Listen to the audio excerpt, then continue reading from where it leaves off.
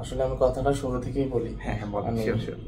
আমি যখন এগুলা হয়েছিল মানে অনেক ঘাটাঘাটি করছি, ঘাটাঘাটির পরে যখন মানে দেখলাম আপনার ভিডিও, তারপরে আপনাদের অনেক অ্যানালাইসিস করছি, দেখলাম বেস্ট আপনি।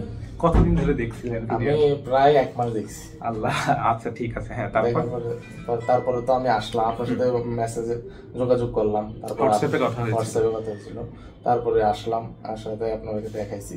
প্রথমে তো ভয় পাইছি, তা আপনি তো অনেক সাহস দিচ্ছেন। আচ্ছা আচ্ছা, করাতে আমি অনেক স্যাটিসফাই। মানে করার পরে দেখেন আমরা যে বলি যে অপারেশন করেই রোগী চলে যেতে পারবো, ওই দিন আপনি কি যেতে পারছিলেন? জি জি, আমি যেতে পারছিলেন।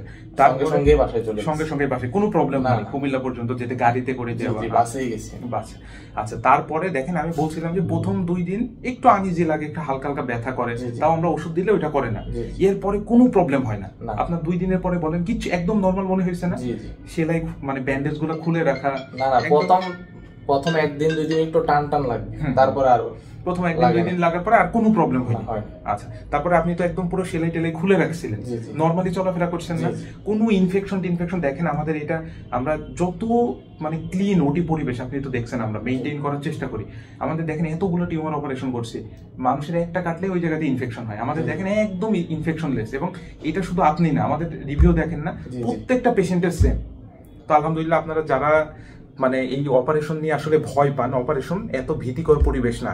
এবং আমরা কতগুলো করছিলাম বলেন তো? আমার 12টা করছিলাম, তার মানে একটা হিউজ নাম্বার আমরা করছিলাম। এই যে উনি সুস্থ হয়, আজকেই সেলাই কেটে দেবো ইনশাআল্লাহ।